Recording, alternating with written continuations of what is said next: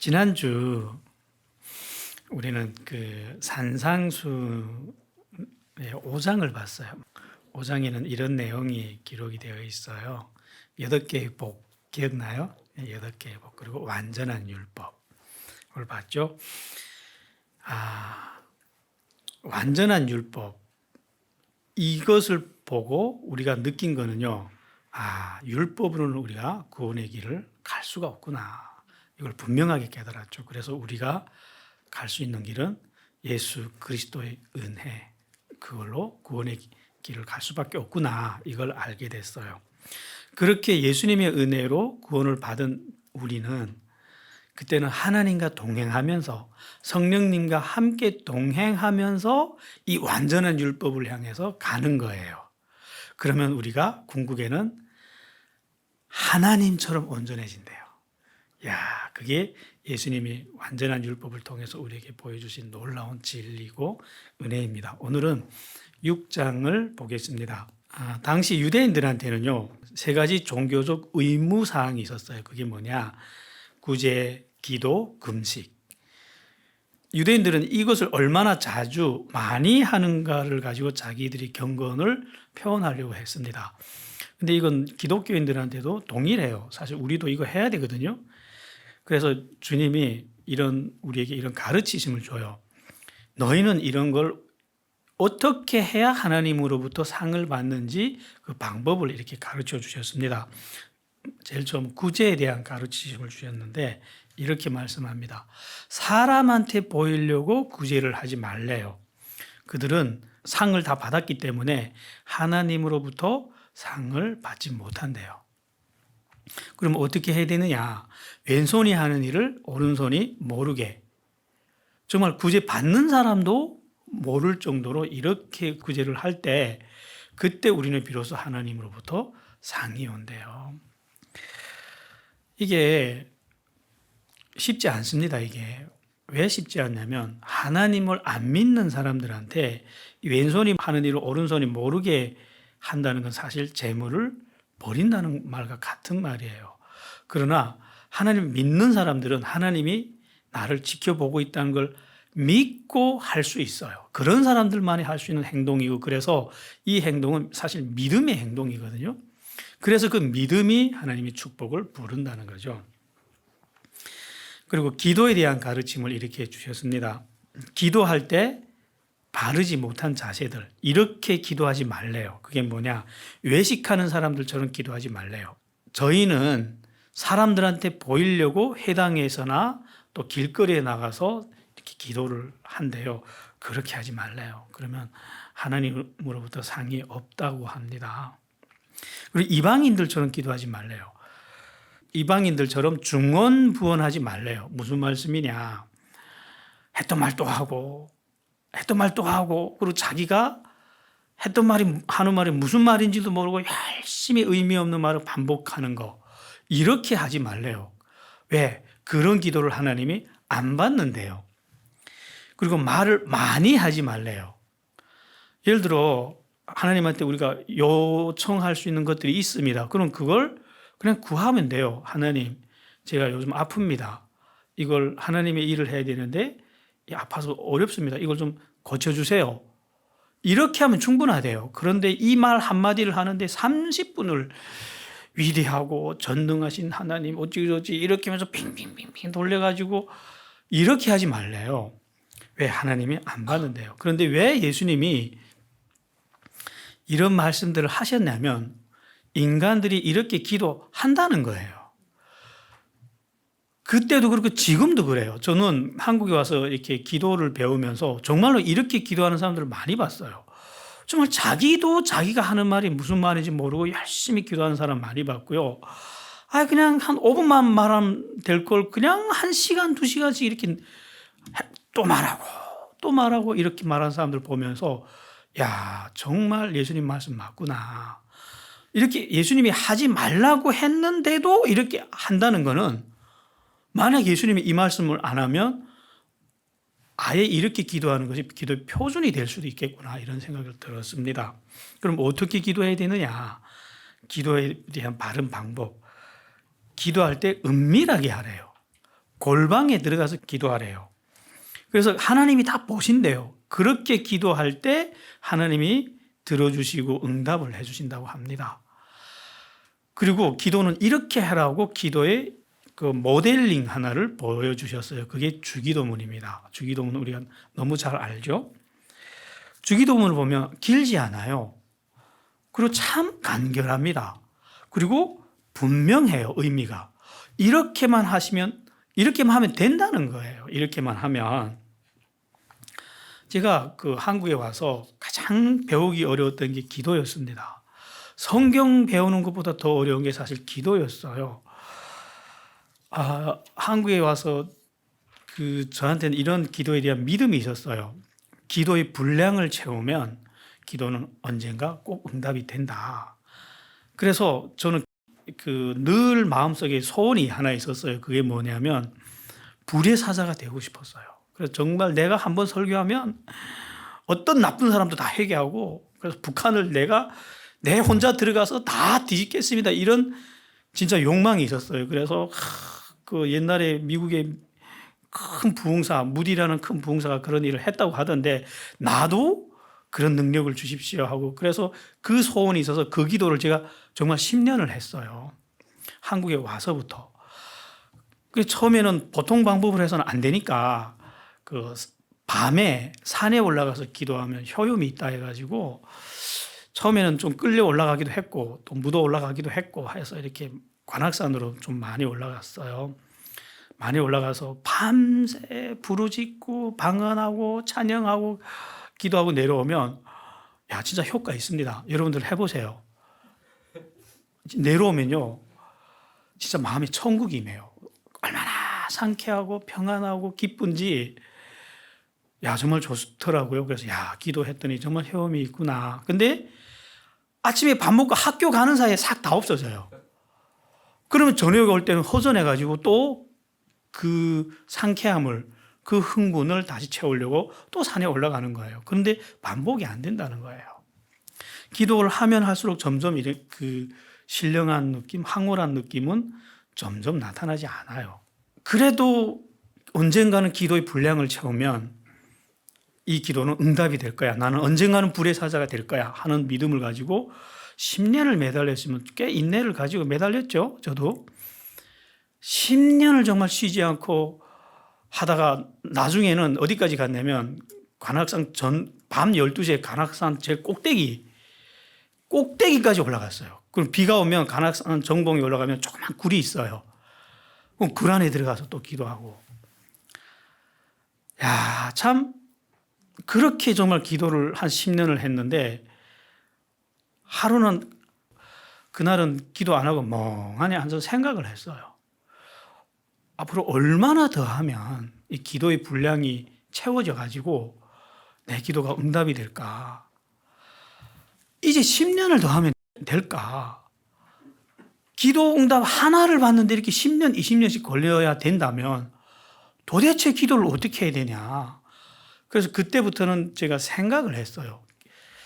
기도는 많이 한다고 해서 되는 게 아니구나. 그러면 짧게 하면 되나?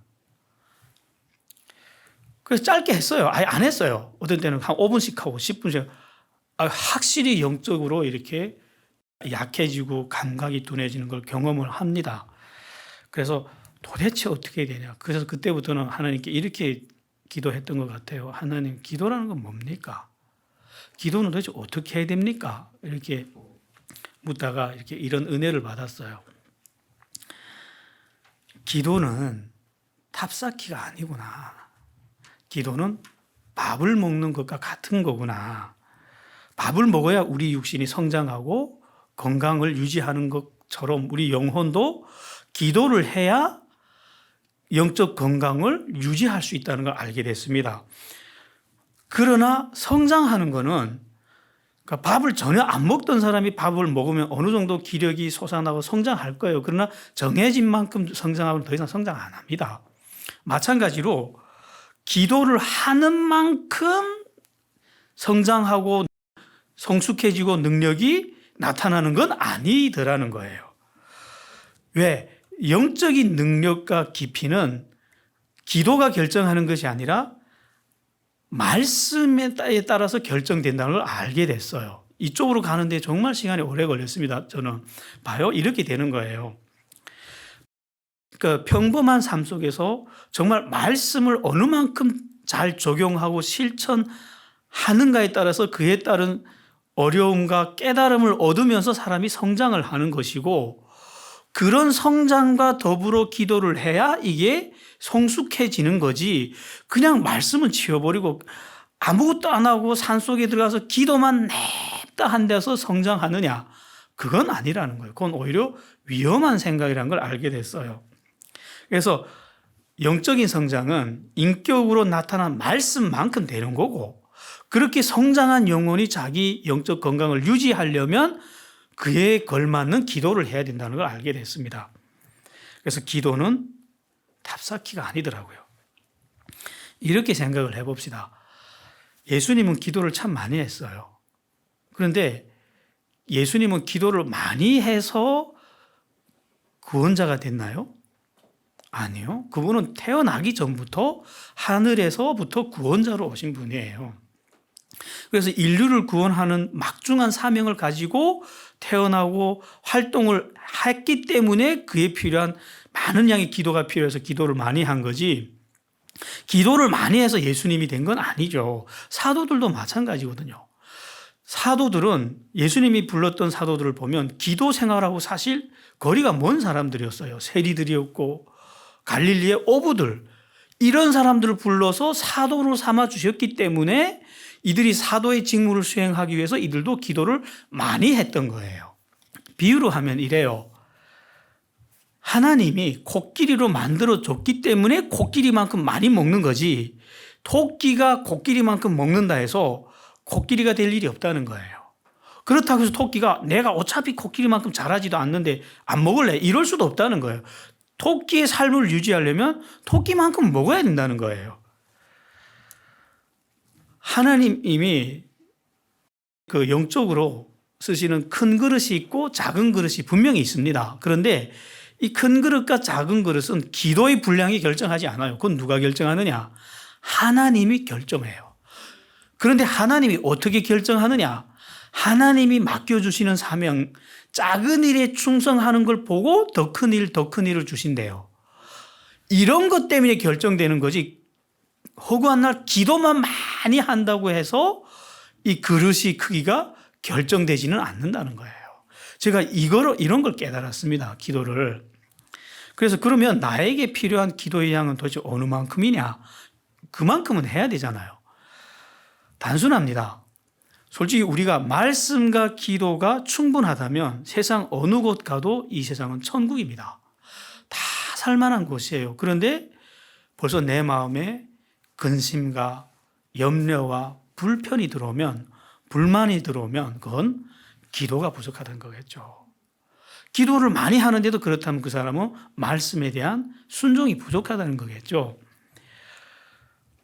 예수님이 그 마지막 날에 그렇게 말씀하셨죠. 이제 조금 있으면 십자가에 달려셔야 될 때 예수님이 기도하러 가셨을 때 정말 땀방울이 핏방울이 되게 기도합니다. 그리고 제자들 보고도 너희도 기도하라 했는데 자기를 위해서 기도하라고 하신 게 아니라 제자들을 위해서 기도하라고 한 거예요. 그런데 와서 보니까 제자들이 기도를 안 해요. 자요. 그러니까 이렇게 말씀합니다. 깨어서 기도해라. 그렇지 않으면 시험이 든다고. 내가 이제 잡혀가서 고난을 당하고 수모를 당할 때 그걸 보면 시험이 안 들려면 너희가 기도해야 된다고. 그런데 우리가 자꾸 시험에 들고 유혹에 든다면 이거는 기도가 부족하다는 소리죠. 용서에 대한 가르침을 또 주셨어요. 인간은요, 너도 나도 죄인입니다. 뭔가 잘못해서 죄인인 게 아니라 본능 자체가 죄성을 가지고 태어나기 때문에 죄를 지을 수밖에 없어요. 그래서 죄를 짓습니다. 근데 이 인간이 혼자서는 못 살아요. 늘 같이 사는 사람이 맨날 죄를 지으면 오늘은 내가 너를 정죄하고 내일은 네가 나를 정죄하면서 우리는 같이 살 수가 없어요. 그래서 같이 살려면 우리는 결국 용서를 하면서 살아야 됩니다. 그래서 인간이 더불어 사는 데 있어서 가장 필요한 것은 용서입니다. 그래서 예수님이 이런 용서에 대한 특별한 가르치심을 주셨죠. 너희가 사람의 과실을 용서하면 너희 천부께서도 너희 과실을 용서할 거야. 그러나 너희가 사람의 과실을 용서하지 않는다면 하나님도 너희를 용서하지 않을 거야. 이 말씀은 한마디로 우리가 용서해야 하나님이 우리도 용서해 주신다는 말씀이에요. 이거 굉장히 난해한 말씀이거든요. 왜 난해하냐? 구원이란 말은 하나님으로부터 우리 죄를 용서받았다는 말이에요. 그런데 마치 우리가 누군가를 용서했기 때문에 구원을 받는 것처럼 들릴 수도 있다는 거예요, 이 말씀이. 근데 우리가 알고 있는 구원에 대한 진리는 예수님의 복음의 믿음으로서 받는 은혜예요. 근데 이거 마치 우리가 용서했기 때문에 하나님이 우리를 용서해주고 구원해주는 것처럼 들려요. 그래서 이걸 좀 깊이 들여다봐야 됩니다. 용서를 해본 사람들은 알아요. 용서가 얼마나 어려운 일인지, 그리고 불가능한 일인지. 실제로 있은 일이에요. 한 남자가 정말 사랑했는데 한 아내를, 이 아내가 바람을 피운 거예요. 그래서 그 사랑했던 만큼 분노를 해서 결국 이 가정은 깨집니다. 그래서 이 아내하고 이혼을 했는데, 이 아내는 단 한 번의 실수로 남편 잃었고 아이들을 잃었고 경제 능력을 잃었어요. 그래서 정말 비참해진 거예요, 이 여자는. 그래서 살 길이 없으니까 여자가 남편한테 다시 돌아가서 정말 처절하게 빌었어요.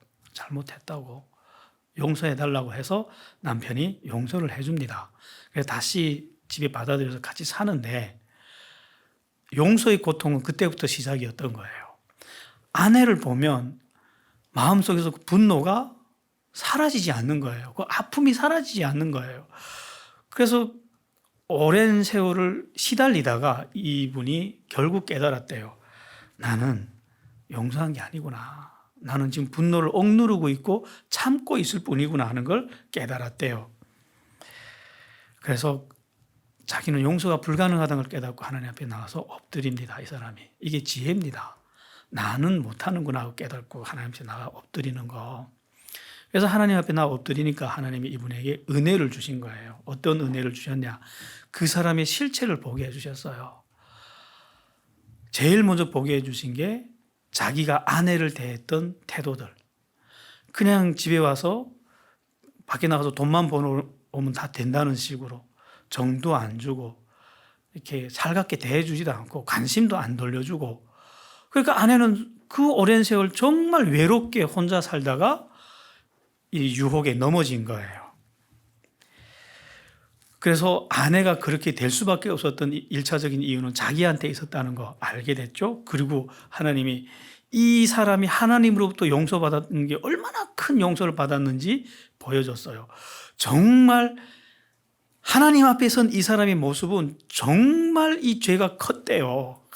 별의별 죄들이 다 있었는데 얼마나 끔찍했으면 그 죄를 용서하기 위해서 하나님이 자기의 아들 독생자를 십자가에 보낼 수밖에 없었던 그 하나님 아픈 마음을 알게 해주셨대요. 그래서 이 사람이 그걸 알고 나서 울면서 알게 됐대요. 내가 아내보다 더 큰 죄인이구나. 그리고 아내를 봤더니 아내가 천사로 보이더래요. 왜냐? 자기는 세상의 죄인 중에 괴수였는데 아내는 자기한테 딱 하나를 잘못했거든요. 바람 피운 거. 그 나머지 얼마나 밥을 잘해주고 얼마나 자기를 정성스럽게 내조를 했는지, 그런 걸 보니까 얼마나 훌륭한 아내인지. 그러고 나서 이분이 용서가 아니라 그냥 되더래요. 오히려 아내한테 더 미안하고 자기가 용서된 거죠. 우리는 이미 하나님으로부터 크고 큰 용서를 받은 사람들이에요. 그래서 우리가 이렇게 용서를, 하나님의 그 십자가의 용서를 받아서 의롭게 된 사람들은 다른 사람들을 용서해야 돼요. 이건 의무입니다. 윤리 도덕이 아니에요. 그래서 예수님이 하나님의 자녀가 된 우리에게만 주신 말씀이에요. 세상 사람들은 용서할 수 있는 능력 자체가 없어요. 그래서 세상 문화 보면 복수 문화잖아요. 복수를 얼마나 크게 처절하게 하는가에 따라서 그 사람이 더 의롭게 되잖아요. 그러나 하나님은 우리에게 용서하라고. 천만 불을 탕감받은 사람이라면 나에게 100불을 빚진 사람을 용서할 수 있을까요? 당연히 용서해야죠. 그런데 그 100불을 용서해 주지 않는다면 그는 받았던 은혜에 대한 모욕이래요. 이거는. 그래서 하나님은 10,000,000불 탕감했던 그 은혜를 거두신대요. 자, 이렇게 하면 설명이 되죠. 우리가 용서를 해서 구원받는 게 아니라 우리가 이미 용서를 받았기 때문에 우리는 용서를 해야만 하고, 이렇게 큰 용서를 받은 우리가 용서를 안 하면 하나님이 우리에게 주셨던 이 큰 용서의 은혜를 거두신다는 거예요. 무서운 말씀이죠. 용서 안 하는 것은 은혜를 모독하는 죄악이래요. 용서합시다. 예. 금식에 대한 가르침입니다. 너희는 외식하는 사람들처럼 금식하지 말래요. 그 사람들은 사람들한테 보이려고 일부러 슬픈 기색을 하고 얼굴을 흉하게 하고 한대요. 저들은 자기 상을 이미 받았대요. 그리고 금식은 이렇게 하래요. 머리에 기름을 바르고 얼굴을 씻어서 사람들한테 보이지 않게 하래요. 무슨 말씀이냐? 티 안 나게 하라는 말씀이죠. 제가 40일 금식 기도하신 분들 여러 만난 적이 있어요. 그래서 금식하는 과정도 이렇게 봤고, 그런데 금식을 하니까 많은 분들이 중보 기도를 또 요청을 했고 해주셨고, 그리고 금식이 끝나니까 다들 이렇게 격려하러 또 갔어요. 금식 기도원에 가서 이렇게 그분의 간증 또 들으면서 은혜를 많이 받았어요. 금식 기간에 하나님으로부터 받았던 은혜들을 들으니까 정말 아름답더라고요. 그런데 저는 그런 간증을 들으면서 이런 속으로 이런 궁금한 생각이 들었어요. 야, 그 어려운 40일 금식 기도는 해내는데 그거를 티 안 나게 할 수는 없었나? 야, 그래, 할 거 다 해놓고 마지막 그거를 왜 그거를 못해서 결국 상을 못 받지? 이런 생각을 했어요. 그래서 만약 저분이 아무도 모르게 휴가를 받아서 했더라면 얼마나 더 큰 은혜가 왔을까? 이런 생각을 한 적이 있어요. 저는 늘 궁금해요. 왜 티 안 나게 못하는지. 그러니까 이게 어려우니까 예수님이 이렇게 하라고 하신 거예요. 재물에 대한 가르침을 또 봅시다. 재물에 대한 첫 번째 가르침은 보물을 땅에 쌓지 말래요. 왜냐? 땅에 쌓으면 어떤 경우에도 잃어버린대요. 야, 이거 정말 무서운 말씀이거든요. 여러분들 경험해 봤죠? 이거 저도 경험해 봤거든요. 한국에 와서 이렇게 저렇게 돈이 생겼더니 야, 돈 둘 데가 없어요, 솔직히. 돈이 없을 때는 은행에 두면 되겠지 이렇게 단순하게 생각했는데, 돈을 은행에 두면 저절로 녹더라고요. 이게 은행가들이 합법적으로 그냥 줄여 먹더라고요. 이렇게 한 10년 지나면 돈값이 반쪽 나더라고요. 이게. 야, 그러면 다른 부자들처럼 투자를 할까 했는데 투자하는 세계에 기웃거렸더니 그거 위험하대요. 무섭더라고요, 그거. 그래서 돈이라는 건 정말 어디에다 둬도 이렇게 불안하구나, 안전한 곳은 없구나 하는 걸 알게 됐습니다. 그래서 땅에 안전한 창고가 없다는 말은 이 땅에다 보물을 가진 사람들은 영원히 평안을 얻을 수 없다는 말씀이죠. 그럼 보물을 어디다 두어야 되느냐? 예수님이 이렇게 말씀했습니다. 하늘에 쌓아라.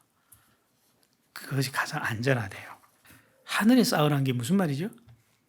보답할 수 없는 사람에게 나눠주는 거. 그게 하늘에 쌓는 거래요. 그러면 안전하대요.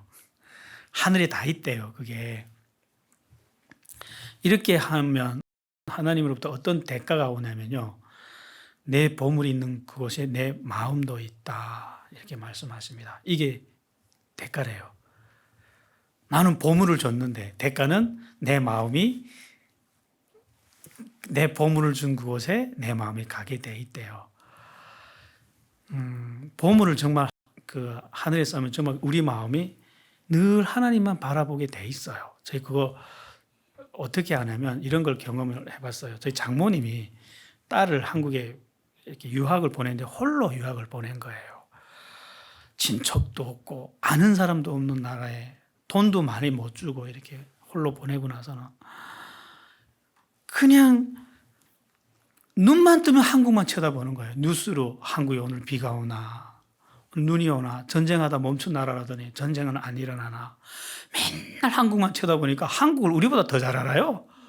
전화하면 야 내일 비 온다더라. 야 내일 코로나 몇만 명 도는데 밖에 나가지 말아라. 지금 우리 장모님의 마음이 누구한테 와 있어요? 어디 와 있어요? 한국에 와 있는 거예요. 왜? 지 보물이 지금 어디 와 있죠? 한국에 가 있으니까.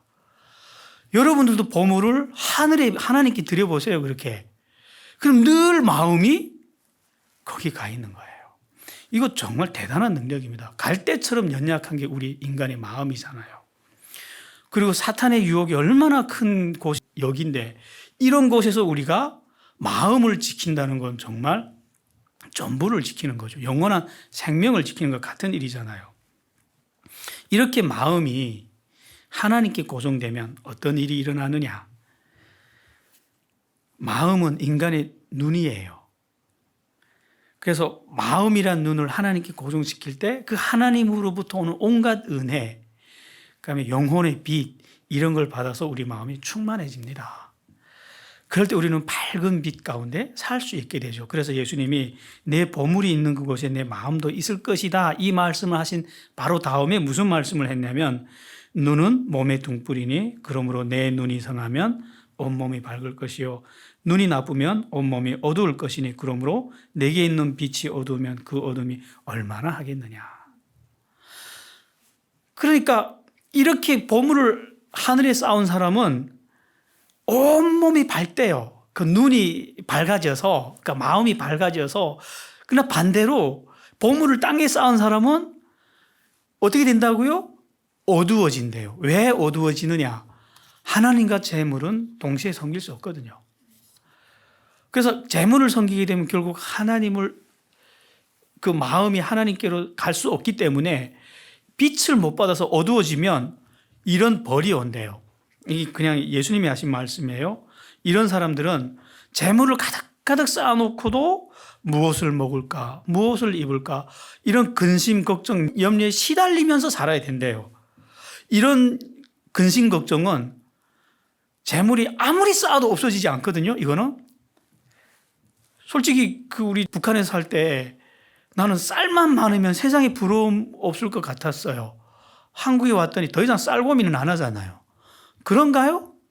북한 사람들이 한국에 와서 야, 더 이상 먹을 걱정을 안 하니까 세상에 근심 걱정 없이 사나요? 안 그러잖아요. 다 부유해졌지만 오히려 근심 걱정은 더 커졌잖아요. 왜 이렇게 근심 걱정에 빠져들 수밖에 없느냐? 그들은 들판에 가득한 풀들도 이름 없는 풀들도 입히시고 먹이시는 하나님이 안 보인대요. 그리고 공중의 새들까지 먹이시는 하나님이 안 보이기 때문에 이런 근심 걱정에 빠져 산대요. 무슨 말이냐면요. 짐승들도 이러고 살지는 않는데요. 그 새, 공중에 나는 새를 봐라. 창고도 없는데 너희처럼 근심 걱정 안 해. 얼마나 명랑하게 살아. 행복하게 그 짧은 인생을 충만하게 누리면서 사는가 보래요. 근데 인간만이 잔뜩 쌓아놓고 천년을 먹고 살 걸 쌓아놓고도 근심 걱정하면서 사는데 이게 벌이래요. 재물을 섬기는 벌. 이런 사람들은요, 마치 물 속에 살면서 물이 없어서 말라 죽는 것 같은 무서운 병에 걸린 거나 같죠. 그래, 이런 사람들은 하나님 앞에 나와서 독생자까지 아낌없이 주는 하나님 앞에 나와서도 먹을 것과 입을 것을 구한대요. 이들은 이방인들이래요. 결국 구원받았다는 말이에요. 하나님의 자녀가 아니란 말이죠. 그래서 이방인들이기 때문에 하나님을 모르기 때문에 그렇게 한다는 거예요. 그래서 이런 말씀을 합니다. 이게 예수님의 가장 핵심적인 말씀이거든요. 그러나 너희는 이방인들이 아니라 너희는 구원받은 내 백성이잖아. 그러니까 재물이 아닌 하나님을 섬기는 사람들이기 때문에 이런 재물들을 구하지 말래요. 너희는 그의 나라와 그의 의를 구하라고. 그러면 이 모든 것을 아버지께서 너에게 더하신다고. 이게 우리에게 주신 약속이에요. 우리는 이 약속을 받았기 때문에 재물을 이젠 더 이상 재물을 염려하면서 사는 삶이 아니라 전혀 다른 차원의 삶으로 살 수 있는 그런 삶을 선물로 주셨다는 거죠. 정리하면 이래요. 늘 마음을 하늘에 두고 살려면 그 방법이 보물을 하늘에 쌓으래요. 그러면 늘 그 마음은 하나님의 은혜와 영혼의 빛으로 가득 차서 뭘 바라보며 사냐면 더 이상 먹을 것과 입을 걸 바라보며 사는 것이 아니라 하나님의 나라와 하나님의 뜻, 완전 높은 차원에서 산다는 거예요. 그러나 보물을 하늘에 쌓지 않고 땅에 쌓는 사람들은 그런 게 안 보이니까 먹을 게 많아도 늘 하나님 앞에 나와서도 먹을 것과 입을 것을 구하는 그런 차원의 삶밖에 살 수가 없다는 거예요. 그들은 평안을 얻을 수 없대요. 정말로 신령한 가르침이시죠. 그런데 이게 얼마나 신령한 가르침인지 해봐야만 알아요. 해봐야만. 그래서 해보지 않으면 이게 하늘에서 온 정말 신령한 말씀인데도 이 말씀의 효능을 우리는 알 길이 없습니다. 해보십시오. 이거를 해보면 야, 이 말씀이 진짜구나. 이 말씀들은 한마디 한마디가 정말 진주 같은 보석과 같은 말씀이라는 걸 알게 될 거예요. 오늘은 여기까지 하겠습니다. 기도할게요. 하나님, 하나님의 아들이 하나님으로부터 가지고 오신 하늘의 가르침들을 들었습니다. 정말 이방인들은 들을 수 없는 귀한 가르침을 우리가 들었습니다. 이제부터 이렇게 살아서 이런 축복을 누리게 하여 주시옵소서. 예수님 이름으로 기도했습니다.